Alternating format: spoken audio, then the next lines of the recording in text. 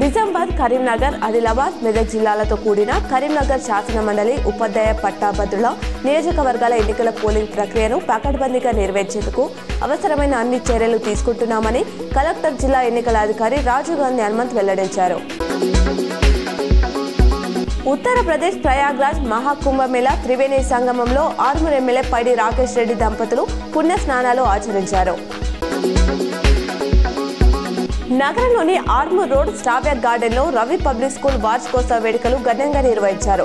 ఈ కార్యక్రమానికి ముఖ్య అతిథిగా జిల్లా జడ్జి సునీత కుంచాల హాజరై జ్యోతి వెలిగించి ప్రారంభించారు. విద్యార్థుల సాంస్కృతిక నృత్యాలు అందరినీ ఆకర్షించాయి. చైనాలో కోవిడ్ మాదిరిగా మరో కొత్త వైరస్ వణికిస్తున్నట్లు సమాచారం. సైంటిస్టులు HKU5 COVID-2 అనే వైరస్ ను గబ్బిలాల్లో గుర్తించారు.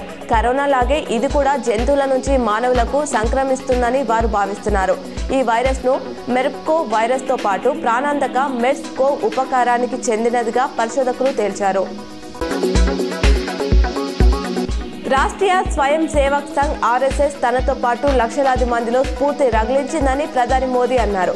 గత 100 ఏళ్లుగా భారత సంస్కృతి సంప్రదాయాలను కొత్త తరాలకు పరిచయం చేస్తుందన్నారు. RSS లో భాగం అవడం తన అదృష్టమని పేర్కొన్నారు. నిజామాబాద్ జిల్లా కేంద్రంలో వ్యభిచార గృహంపై టాస్క్ ఫోర్స్ పోలీసులు దాడులు నిర్వహించారు.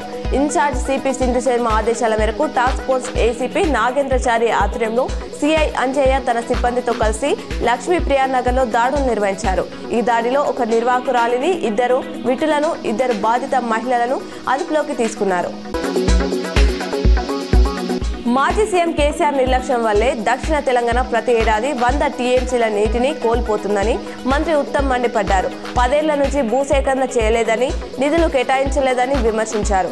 SLBC సొరంగం ద్వారా నిండే రిజర్వాయర్లు, డిండి లిఫ్ట్, పాలమూరు, రంగారెడ్డిలను ఎందుకు పట్టించుకోలేదని నిలదీశారు.